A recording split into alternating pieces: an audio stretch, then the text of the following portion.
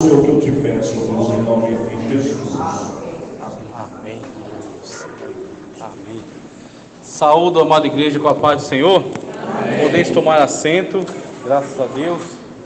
Louvamos e engrandecemos o nome daquele que vive e que reina para sempre, pela oportunidade de estarmos aqui em adoração, em louvor ao seu santo nome. E agradeço a confiança do pastor Paulo, e de toda a igreja, para que possamos estar aqui cooperando juntamente com vocês e compartilhando a palavra de Deus. Então, sem delongas, vamos aí para a ministração da Sagrada Escritura.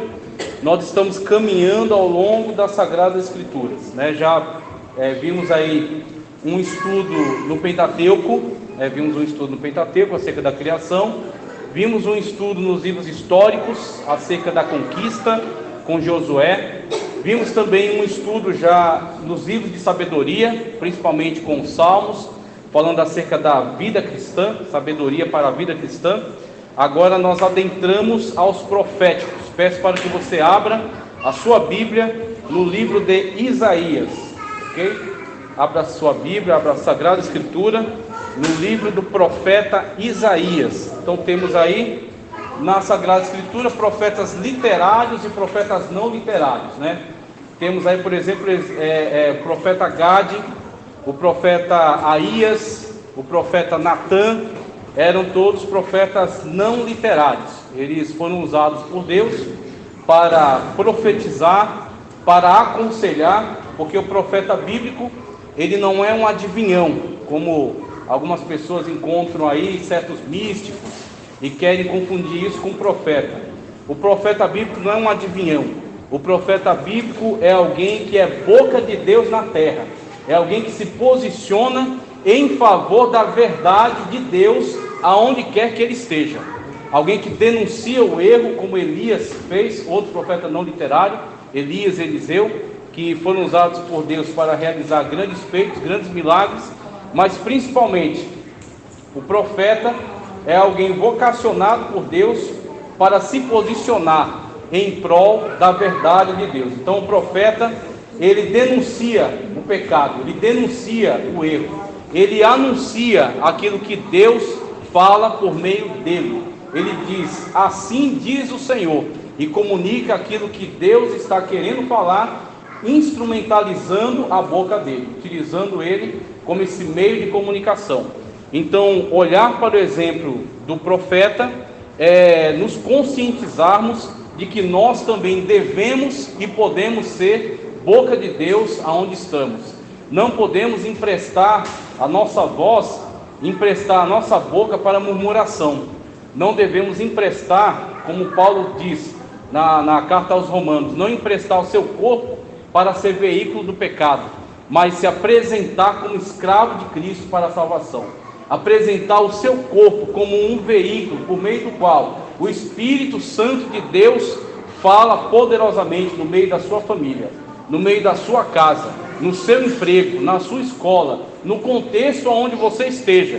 Que você seja a boca de Deus onde você está, que você seja o profeta e a profeta de Deus para essa geração, para este mundo, mesmo esse mundo que jaz no maligno, mesmo esse mundo que já adentra o princípio de dores, mas existem bocas de Deus falando ainda nessa terra.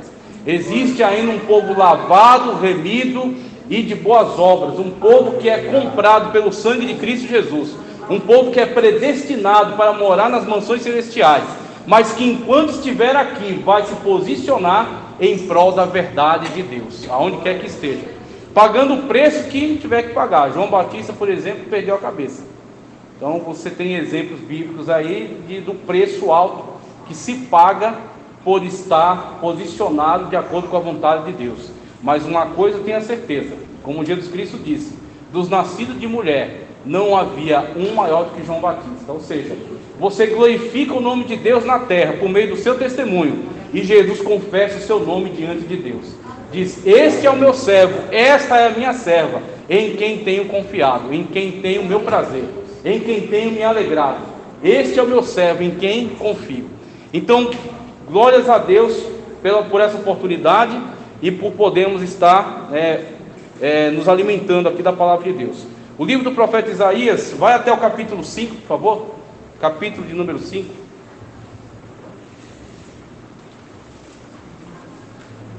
Livro do profeta Isaías, o capítulo de número 5, tá? A partir do versículo 1. Junto com esse texto, nós vamos ver um outro aspecto da Sagrada Escritura chamado revelação progressiva. A revelação da palavra de Deus, ela tem esse aspecto. É como uma luz que vai irradiando até se tornar dia perfeito, como disse Pedro na sua carta. Então a revelação, ela tem um aspecto progressivo. E a profecia, ela tem dois lados. Um lado é o seu anúncio, quando o profeta usado por Deus profetiza, entrega aquela verdade, aquela revelação. O outro lado da profecia é o seu cumprimento. Então eu quero ressaltar esse aspecto nessa noite. Uma profecia que é em forma de parábola, tá? E o cumprimento dela, onde é que vai estar o cumprimento? Você reserva aí para ler daqui a pouco, Marcos. Já pode pôr esse seu marcador de Bíblia aí, porque todo leitor de Bíblia tem marcador, e não é só um, tem vários marcadores, né? Então, pega um marcador de Bíblia desse aí e coloca lá no Evangelho de Marcos, capítulo 12. A gente vai ler do 1 ao 11 depois. Então a gente vai começar em Isaías e a gente vai ver o espelho dessa profecia em Marcos. A gente vai começar em Isaías, vai ver o cumprimento dessa profecia em Marcos. Evangelho de Marcos, capítulo 12, versículos 1 ao 11. Então, primeiramente, no livro do profeta Isaías, capítulo 5, versículos 1 ao 7, nós temos aí o que se chama de parábola. Parábola. Parábola é um termo técnico grego. É um tipo de texto. Parabalo. Parábola é lançar ao lado. Por que lançar ao lado? Você está querendo ressaltar uma ideia, mas para que essa ideia seja totalmente compreendida, você constrói uma narrativa, você constrói um exemplo, você constrói uma história que seja ilustrativa em relação àquilo que você está dizendo. Então você lança ela ao lado daquilo que você quer que a pessoa perceba, para que ela entenda toda a dimensão daquilo que você está dizendo. Jesus falando sobre reconciliação, o ensino que ele dá sobre reconciliação, ele faz em forma de parábola, ele lança ao lado, como parabalo, né? Ele lança ao lado. Como? Construindo a história do filho pródigo. Veja, o filho pródigo, qual era o nome dele? Qual era o RG dele? Qual era o CPF dele?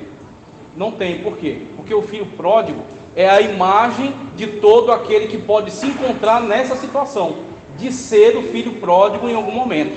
Então, quando Jesus fala acerca daquele filho que pega metade da sua herança com o pai vivo ainda, ele sepulta o pai vivo, né? Porque você obtém herança com a morte do pai, e ele pega a sua parte da herança com o pai ainda vivo, e ele vai para outro lugar e gasta de forma irresponsável, até que passa por uma grande crise no lugar. O que resta para ele é trabalhar com porcos, o que era completamente inaceitável na cultura judaica. Então veja, ele começa a fazer concessões para o pecado, ele começa num nível de degradação, descendo escada abaixo, até que ele chega a um ponto de querer consumir aquilo que os porcos estavam comendo, as bolotas. Quando ele chega no fundo do poço, nessa situação, ele conscientiza-se que até os empregados do meu pai têm pão para comer, tem alimento suficiente, tem aquilo que é necessário para a sua vida. Então ele toma agora uma atitude. Essa atitude primeiro é mental, depois é posicional. Ele fala: irei ter com meu pai, e direi, pequei contra os céus e contra ti. Primeiramente contra Deus, depois contra ti. Não sou digno de ser chamado seu filho, aceita-me apenas como seu escravo, ou como seu funcionário. Então ele, quando toma essa decisão, isso é retratado, esse exemplo que o Senhor Jesus Cristo constrói, é algo que acontece no plano da realidade de uma conversão autêntica. Isso chama-se metanoia. Metanoia é mudança da mente. Primeiro acontece uma mudança na sua mente, um arrependimento autêntico, um arrependimento verdadeiro. Esse arrependimento verdadeiro tem que ter como solução, tem que ter como resultado uma atitude. Então acontece primeiro na mente a metanoia, a mudança da mente, do arrependimento verdadeiro, para que ela impulsione uma mudança de atitude. Aí ele vai de fato ter com o pai dele para declarar tudo aquilo que ele já havia pensado, mas ele é interrompido. Quando ele começa sua declaração, o pai interrompe com um abraço. Aí Jesus Cristo retrata o quê? O poder da reconciliação que Deus tem sobre a nossa vida. Quando nós nos arrependemos verdadeiramente, há uma mudança de mente e uma mudança de atitude, Deus ele nos abraça com seus braços abertos e com a sua graça abençoadora. E ele abraça, ele coloca uma aliança no dedo, porque a aliança é o pacto sendo refeito. A aliança com Deus sendo restaurada por parte de Deus em relação a nós. Uma aliança no dedo, uma sandália nos pés, roupas novas que são santidade e uma festa, um banquete. Então Jesus Cristo, ele retratou um grande ensinamento através do que? Uma parábola.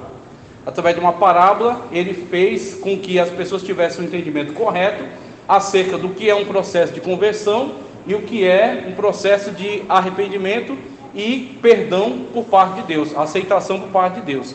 Assim também, no Antigo Testamento, não tem muitas, mas existem algumas parábolas. E uma delas que a gente vai tratar é essa aqui.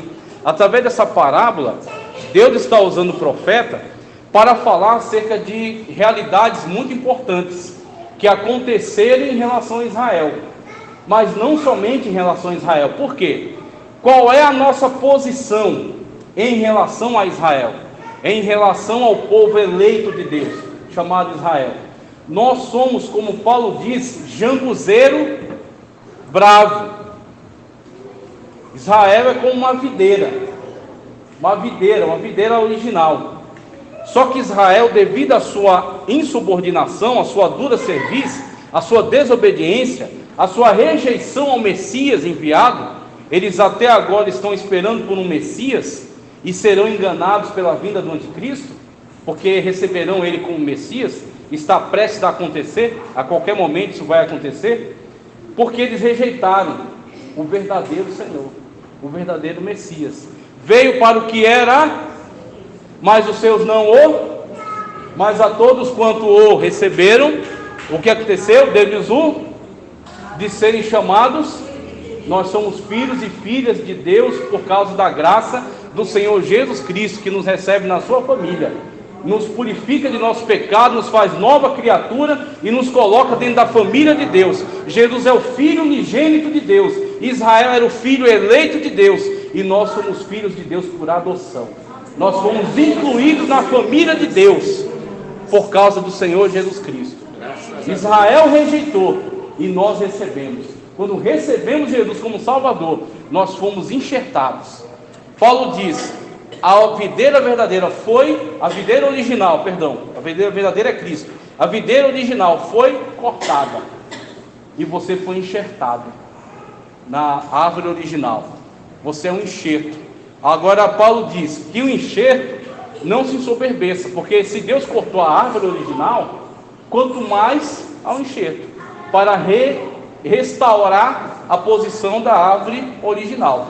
Então nós temos a situação na qual nós estamos enxertados. Israel deveria estar ocupando o lugar de proeminência que é ocupado pela igreja hoje, que está à frente da obra de Deus. Israel deveria ocupar, mas Israel rejeitou. Tendo rejeitado, os gentios foram chamados. Nós fomos incluídos, nós fomos trazidos. Aqueles que não eram povo, agora são povo. Aqueles que eram incircuncisos, agora são circuncisos de coração, não de carne. Nós todos somos família de Deus agora. Nós todos estamos dentro da família de Deus e fomos enxertados. Então, dentro dessa condição, nós olhamos primeiro aquilo que Deus fez com Israel. Porque aquilo que Deus fez com Israel é referência para aquilo que Deus faz conosco. Aquilo que Deus fez com Israel, aquilo que Deus proporcionou a Israel, é aquilo que Deus proporciona à igreja hoje. Porque a igreja está ocupando este lugar que foi de Israel. Israel tem ainda profecias para o futuro, para se cumprirem ainda. Deus ainda tem algo a tratar em relação a Israel. Mas na atualidade Deus está tratando com a igreja. Na atualidade, Deus está usando a igreja. Na atualidade, o Espírito Santo é derramado sem medida sobre a igreja. Na atualidade, o Senhor Jesus Cristo está com a igreja até a consumação dos séculos. Na atualidade, o Senhor tem testemunhas na terra, e essas testemunhas são a igreja de Cristo que ainda está na terra. Veja, olha só essa parábola aqui, o que ela vai nos dizer. É muito reveladora em relação àquilo que Deus tratou com Israel, em relação àquilo que Deus trata conosco. Veja só, Isaías 5, versículo 1 nos diz: ora, seja-me permitido cantar para o meu bem amado, seja-me permitido cantar para o meu bem amado uma canção de amor a respeito da sua vinha. O meu amado possuía uma vinha num outeiro fertilíssimo, e revolvendo-a com a enxada e limpando-a das pedras, plantou-a de excelentes vides, e edificou no meio dela uma torre, e também construiu nela um lagar, e esperava, veja, esperava que desse uvas, mas deu uvas bravas, E agora pois vos farei saber o que eu hei de fazer à minha vinha. Perdão, pulei um versículo. Aqui, deu uvas bravas.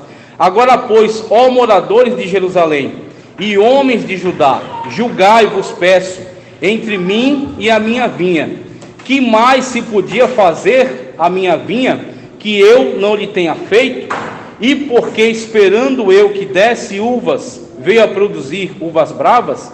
Agora pois vos farei saber o que eu hei de fazer à minha vinha.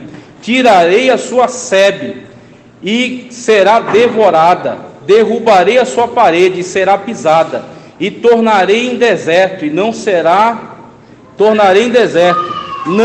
podada nem cavada, mas crescerão nela saças e espinheiros, e as nuvens darei ordem que não derramem chuva sobre ela, pois a vinha do Senhor dos Exércitos é a casa de Israel, e os homens de Judá são a planta de suas delícias. E esperou que exercessem juízo, mas eis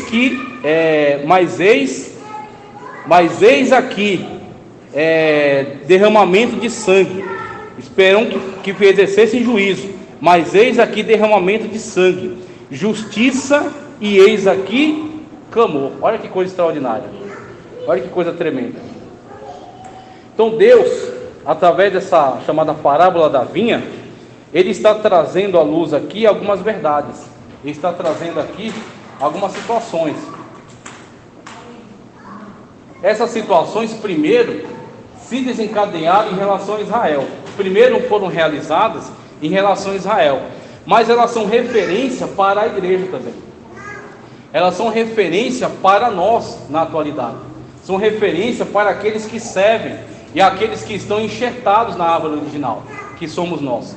Então o Senhor, por meio desse cântico, chamado Cântico da Vinha, Ele levanta o profeta Isaías para trazer esta mensagem de conscientização, essa mensagem de despertamento. Você perceba que Isaías, ao longo dos seus primeiros capítulos, até o capítulo 6, quando ele tiver um encontro com a manifestação poderosa de Deus, ele tem profecias contra as nações, mas também tem profecias contra Israel. Então ele vai sendo usado por Deus para trazer diversos tipos de acusações, diversos tipos de sentenças, até que ele mesmo se encontrar diante da manifestação, da teofania de Deus, quando Deus se manifestar poderosamente para ele, e ele vê o Senhor num alto sublime trono, e os serafins que estavam acima dele, clamando: Santo, Santo, Santo é o Senhor dos Exércitos, e ele vai perceber agora a sua própria insignificância. Ele vai perceber agora os seus próprios defeitos. E aí é a situação em que o serafim vai tocar sua boca com uma brasa viva, e ele estará agora apto a falar de acordo com a palavra de Deus e ser enviado. Então o profeta Isaías vai se deparar com essa situação na qual ele mesmo vai se sentir impossibilitado, ele mesmo vai se sentir acusado. Mas olhando para esse texto aqui, Deus está tratando com Israel primeiro. Deus está tratando com o seu povo eleito. E quando Ele trata, primeiro, Deus traz à memória tudo aquilo que Ele proporcionou a Israel, tudo aquilo que Ele fez a Israel, tudo aquilo que Ele beneficiou a Israel, para que Israel tomasse consciência de que o Senhor propiciou que ele estivesse produzindo, propiciou que ele estivesse trabalhando na sua obra, e quando ele assim não faz, não é por falha de Deus, não é por falta de Deus. Veja, primeiramente o Senhor disse, no versículo 1, em relação a Israel, estava num outeiro fertilíssimo. Estava num outeiro fertilíssimo. O que ele está falando acerca disso aqui? A terra é boa. A terra onde eu te plantei é boa.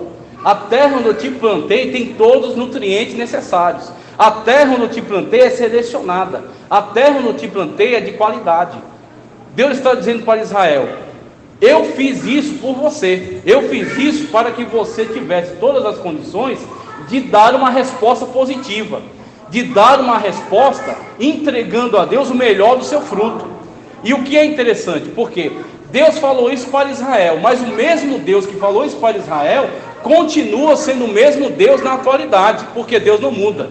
Ele é o mesmo ontem, Ele é o mesmo hoje, e Ele será o mesmo eternamente. O seu braço não está encolhido, o seu ouvido não está surdo, os seus olhos não estão cegos. Como o Senhor Jesus Cristo disse: eu sou o alfa, eu sou o ômega, eu sou o primeiro e eu sou o último. O mesmo Deus que está trazendo esse alerta para Israel é o Deus que está falando nesta noite, através da sua palavra, e está nos conscientizando, dizendo: olha, o lugar onde eu te plantei é terra fértil, o lugar onde eu te plantei é terra boa.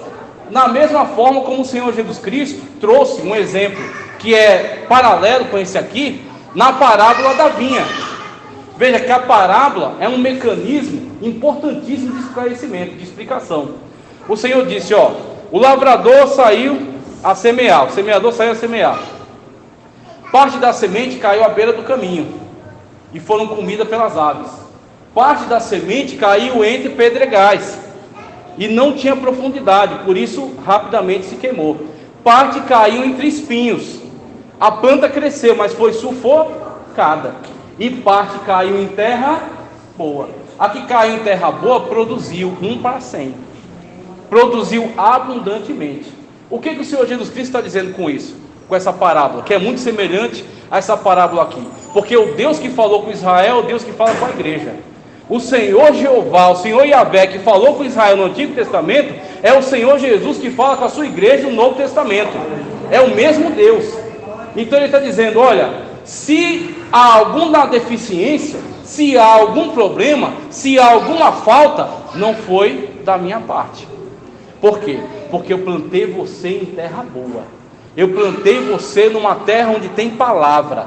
Eu plantei você numa terra onde há água viva. Eu plantei você numa terra onde há nutriente. Você está ligado na videira verdadeira, que é Cristo. Cristo disse: eu sou a videira verdadeira, vós sois as varas. Se alguém está em mim, tem que dar fruto. Se dá fruto, o Pai a limpa para que dê mais fruto. Se alguém não está dando fruto, será arrancado, será cortado e será lançado no fogo. Vai secar e será lançado no fogo. Então nós olhamos para esse texto aqui e nós vemos o seguinte: você tem condições da parte de Deus para produzir, porque você está plantado em terra boa. Deus te dá condições de produzir. Deus te dá condições de frutificar. Deus te dá condições de servir. Deus te dá condições de adorar. Deus te dá condições de suportar. Deus te dá condições de servir a Ele em espírito e em verdade. Porque quando você tem falta nas suas forças, é o Espírito Santo de Deus que te supre. Paulo disse: tira de mim esse espinho, como já mencionei aqui em outra ocasião. E o Senhor disse: não, o espinho não será tirado. E na verdade, o meu poder se aperfeiçoa na sua fraqueza. A minha graça te basta. O meu poder se aperfeiçoa na sua fraqueza.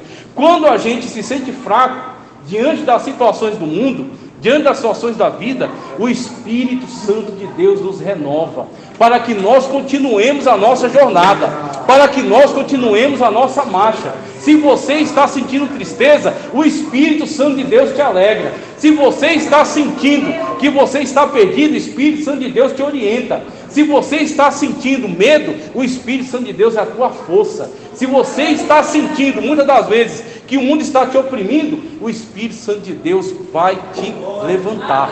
O Espírito Santo de Deus vai te sustentar, para que você, mesmo diante das situações do mundo, você continue produzindo para Deus. É exatamente isso que o Senhor falou para Israel. Veja, você tem condições de produzir, independentemente das circunstâncias, independentemente das situações. Por quê? Porque a terra onde coloquei você é terra boa, é um outeiro fertilíssimo, é uma terra selecionada. Não plantei você em qualquer lugar. Você está plantado aqui em Jaguaré 1. Esse aqui é um lugar selecionado por Deus, aonde você pode produzir, aonde você pode frutificar, aonde você pode gerar almas para Deus, aonde você pode louvar e adorar em espírito e verdade, aonde você pode crescer em sabedoria e conhecimento da palavra de Deus. Um lugar onde você pode se desenvolver. Por quê? Porque é um lugar onde Deus te plantou. E Deus não te plantou no lugar errado, Deus te plantou no lugar certo. Então o Senhor disse: Israel, a terra é boa. E aí, olhando para aquilo que Jesus havia explicado, o que acontece é que muitas das vezes a semente que foi lançada, ela não é recebida da maneira certa, ela não é recebida da maneira adequada. Quando alguém deixa a semente ao lado, as aves do céu vêm e comem, e arrebatam. E o próprio Senhor Jesus Cristo, quando explicou a parábola para os apóstolos, disse: essas aves que vêm e arrebatam é um espírito maligno, é Satanás. É Satanás que, quando a semente é lançada, ele arranca a palavra do coração da pessoa.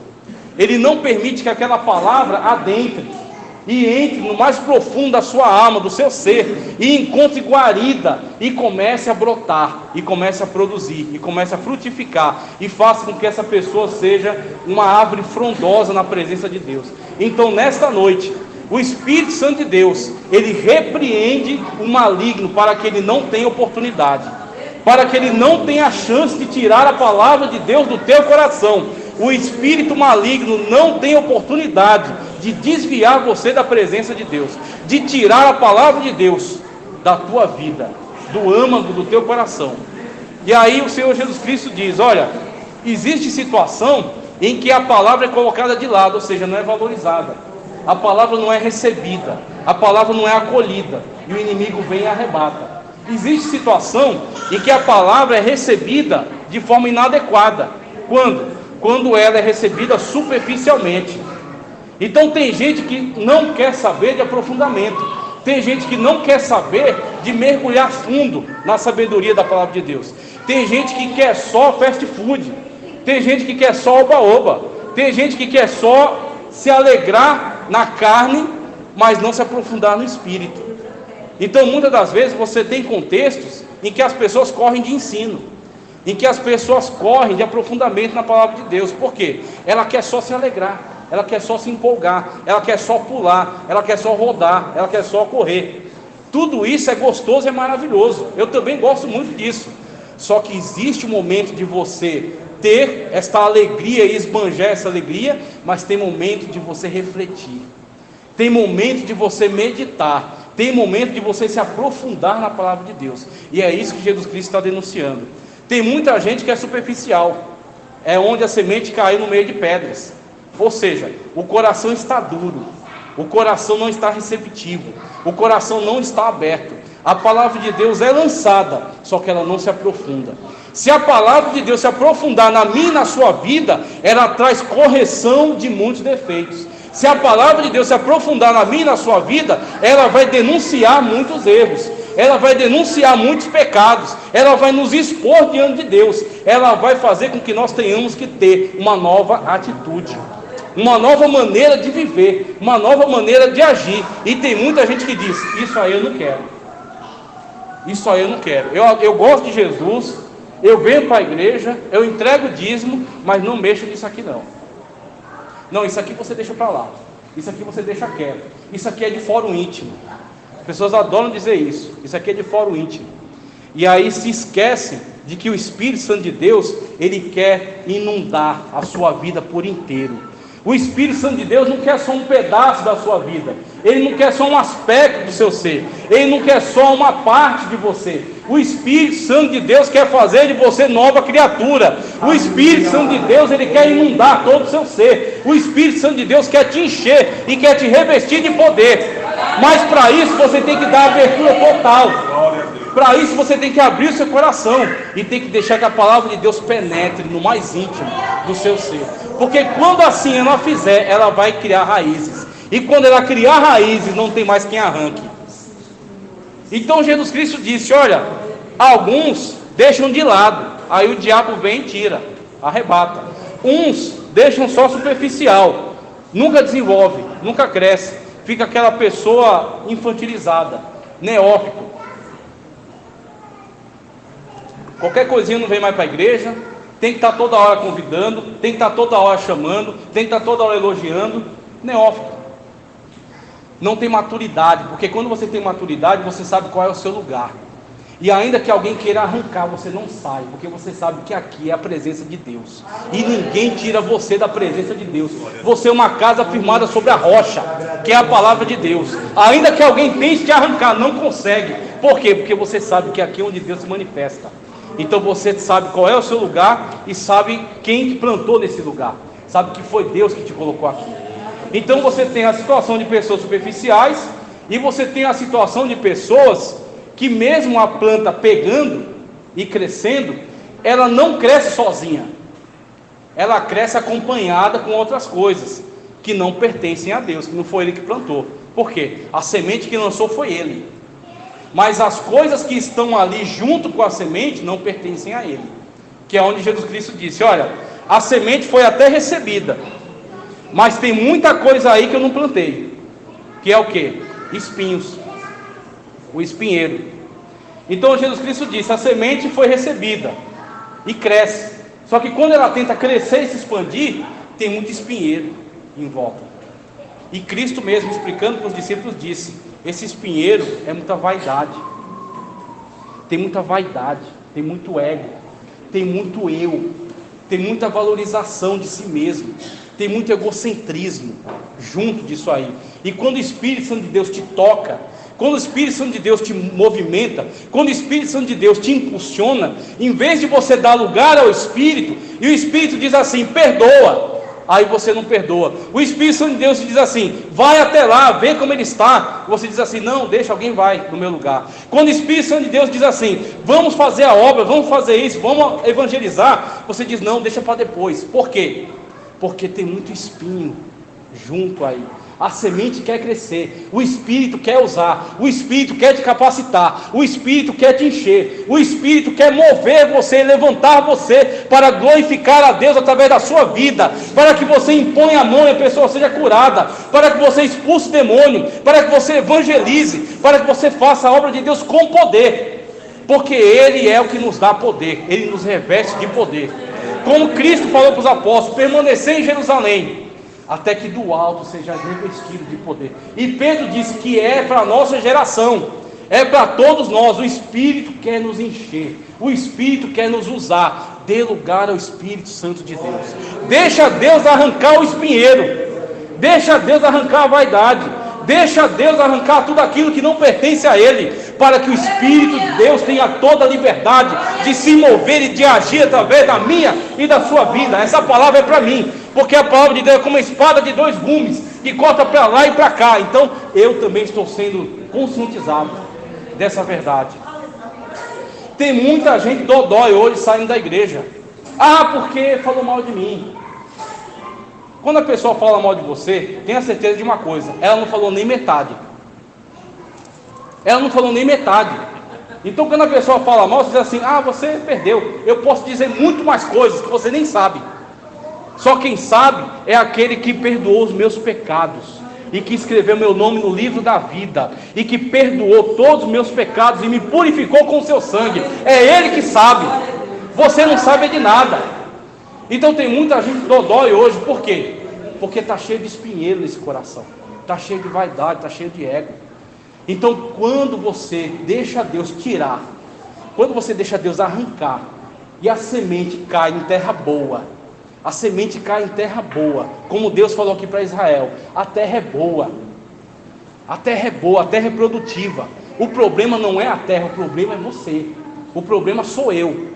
A semente é boa, a terra é boa. Deixa Deus agir na minha vida, deixa Deus agir na sua vida, e você vai ver que Deus vai operar poderosamente através de nós neste lugar, aqui em Jaguaré. Deus te levanta como referência do seu nome, Deus te levanta como porta-voz do seu nome, Deus te levanta como profeta da última hora, para pregar a palavra de Deus com autoridade. Não é com dúvida, é com autoridade. Quando você não deixa a semente cair do lado, você traz ela para o coração. Quando você não é superficial, você quer se aprofundar nas coisas de Deus. E quando você não deixa o espinheiro atrapalhar o crescimento, você deixa Deus arrancar tudo aquilo que Ele não plantou. Uma raiz de amargura carrega aquela amargura de coisa que já é passado, coisa que já foi há muito tempo. Carrega aquilo com você, é um peso que você arrasta. Deixa Deus arrancar essa amargura do teu coração. Perdoa, libera perdão nesta noite. Porque se você libera perdão, a pessoa que vai estar sendo perdoada por você tem a oportunidade de se reconciliar, tem a oportunidade de seguir em frente, de seguir avante. E você com certeza tem a oportunidade de se livrar de um peso, de um fardo. Então, quando nós liberamos perdão, nós estamos liberando um fardo, nós estamos se livrando de um fardo. Então o Senhor, Ele arranca tudo aquilo que Ele não planta, tudo aquilo que não pertence a Ele, tudo aquilo que atrapalha o nosso crescimento. Assim como Deus disse para Israel: veja, eu te plantei numa terra boa, veja, revolvendo com a enxada e limpando as pedras, para que a vinha produza, tem que mexer com a enxada. É aquilo que Jesus Cristo chama o lavrador, que o Pai é o lavrador, Ele é a videira verdadeira, e o Pai é o lavrador. Quem é o lavrador? O lavrador é aquele que cuida da planta, e para cuidar da planta, ele faz aquilo que é necessário, fazer. O que é necessário, por exemplo? Arrancar aquilo que ele não plantou, tirar aquilo que impede o crescimento, tirar aquilo que está atrapalhando o desenvolvimento, que está agarrado na planta. É uma tristeza, é uma amargura, é uma vaidade, é um egocentrismo. Tudo aquilo que não pertence a Deus será arrancado pela mão poderosa dele, que está atuando nesta noite. E sendo arrancado, a produção, o fruto será ainda maior. Já está dando fruto, mas vai dar mais fruto ainda na presença de Deus, porque Ele está arrancando tudo aquilo que Ele não plantou, Ele está arrancando tudo aquilo que não lhe pertence. Então, na parábola da vinha, Deus usa o profeta Isaías e diz: a terra é boa, eu sou o lavrador, eu mexo com a enxada, eu tiro tudo aquilo que não lhe pertence, eu tiro as pedras, como ele diz aqui, plantou-a numa excelente vide, edificou no meio dela uma torre, também construiu nela um lagar, e esperava que desse uvas boas, mas deu uvas bravas. Então ele falou: a terra é boa, eu limpei, tirei as pedras, removi as pedras, coloquei uma cerca em volta dela, construí uma torre. O que é isso que Deus está dizendo quando fala acerca da torre e da cerca? O Senhor está falando, primeiro, acerca de vigilância. Por que alguém constrói uma torre? Primeiro, porque aquilo que está ali é importante, aquilo que está ali é valioso, aquilo que está ali custou alto preço. Você custou um alto preço para Deus, você custou o filho dele, Ele entregou o filho dele por você, você tem um alto valor. Então, se você tem um alto valor, Deus constrói uma torre no meio desta vinha. Essa torre é a vigilância, e a vigilância está aí para alertar contra qualquer risco que se apresentar. Por exemplo, ventos de doutrina que tem circulado na igreja da atualidade e que tem desviado pessoas da presença de Deus. Mas Deus constrói uma torre nesse lagar, e essa torre é a palavra de Deus que está te alertando nessa noite, e que está tirando, que está afastando, que está alertando contra tudo aquilo que possa atrapalhar a sua produção, a sua frutificação. Ele diz: eu coloquei uma torre nesse lagar. Por quê? Para a vigilância, para alertar contra todo o risco. Eu coloquei uma cerca. O que é a cerca? Para que serve a cerca? A cerca serve para fazer separação. Separação entre aquilo que tem que ficar fora e aquilo que está dentro. Aquilo que está dentro, aquilo que a Deus pertence. Aquilo que está dentro é aquilo que Deus valoriza. Aquilo que Deus guarda, aquilo que Deus cuida, é aquilo que está dentro da cerca. Ele fala: a vinha é minha, a vinha é cara, a vinha pode produzir fruto. Eu coloquei uma torre para vigiar, e eu coloquei uma cerca para separar. A cerca é a doutrina. A doutrina da palavra de Deus, ela faz separação entre aquilo que é pecado e aquilo que é santidade. Paulo disse: posso todas as coisas, mas nem tudo me convém. Tudo me é lícito, mas nem tudo me convém. Muito bem. Tudo me é lícito, por quê? Ninguém está te impedindo. Não tem polícia da religião aqui te cercando, te coagindo. Tudo me é lícito. Você é livre. Jesus Cristo te libertou e verdadeiramente você é livre. Quando você servia ao maligno, você não era livre, você era escravo. Você não podia fazer o que você quisesse. Se você era viciado, você não conseguia deixar de usar a droga ou a bebida ou aquilo no qual você era viciado, porque você era escravo. Você era escravo do pecado para a morte. Você era escravo. Hoje o Filho do Homem vos libertou. Verdadeiramente você é livre. Você está aqui por livre e espontânea vontade. Mas se você quiser, você vai embora. Jesus Cristo, certa vez, ele pregou um sermão duro, um sermão desafiador, e as pessoas foram espalhando. Ele disse: vós não vêm a mim atrás de salvação, mas sim para comer pão, porque eu multiplico o pão, eu multiplico o peixe.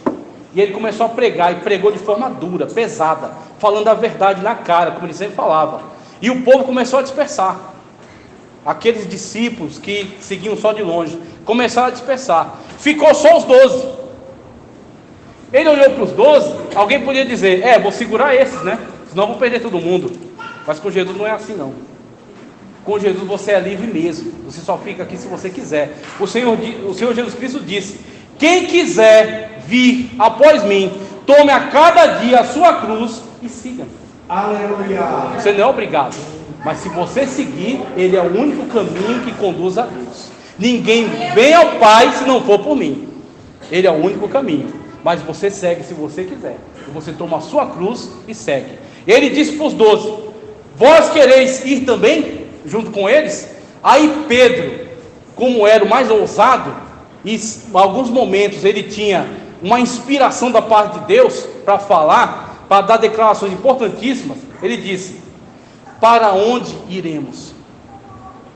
Você com certeza já pensou em não vir. Você com certeza já pensou em desistir.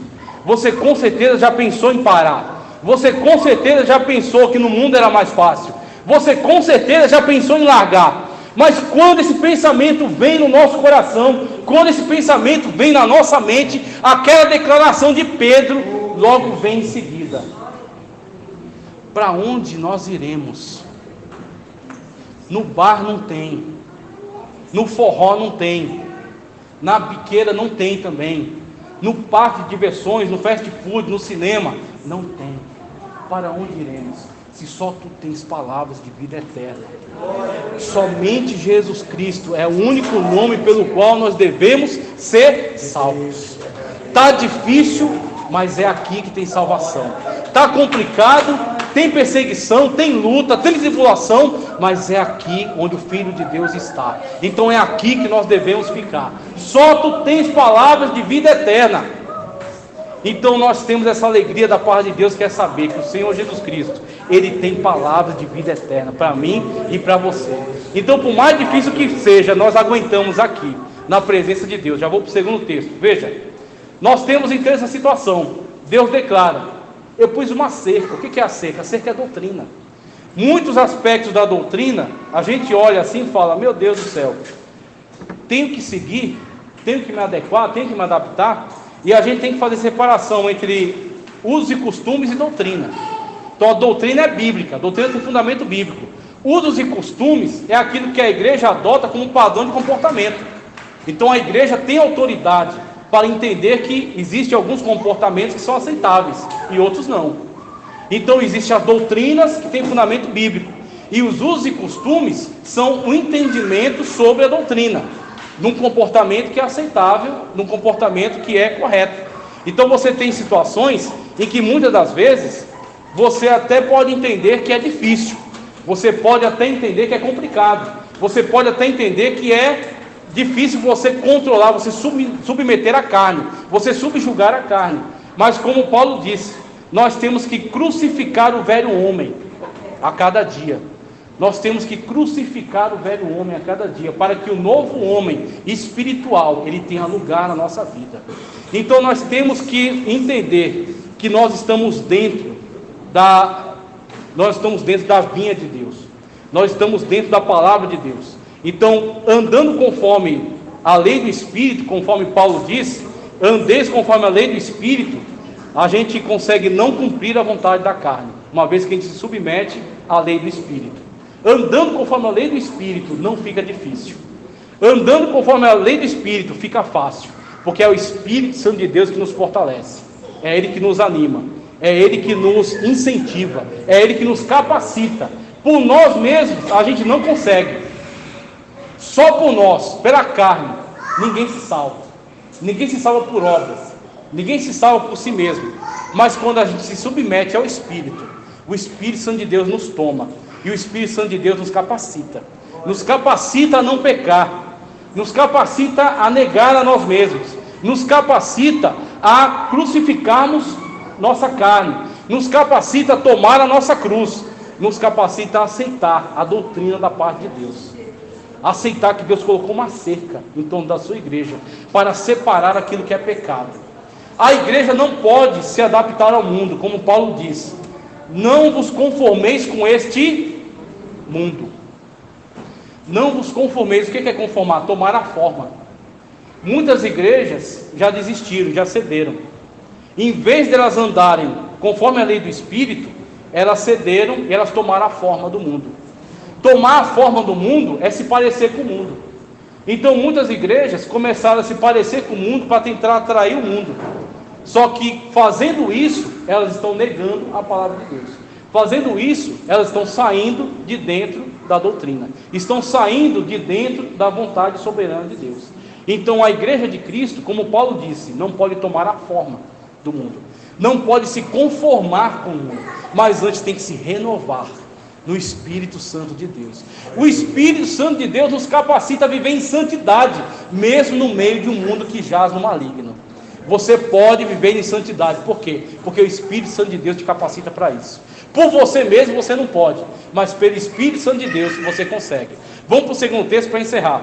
Marcos 12. Eu vou fazer a leitura aqui para mostrar o outro lado dessa profecia, essa parábola da vinha. O Senhor Jesus Cristo vai fazer menção a ela. Veja só, Marcos 12, 1 a 11. Olha só o que diz. Então começou Jesus a falar-lhes por parábola. Um homem plantou uma vinha. Olha só, coisa extraordinária. Um homem plantou uma vinha, cercou-a com uma sebe, cavou um lagar e edificou uma torre. Está exatamente conforme aquela vinha que foi anunciada lá para Israel. Depois arrendou-a a uns lavradores e ausentou-se do país. No tempo próprio enviou um servo aos lavradores, para que deles recebesse o fruto da vinha.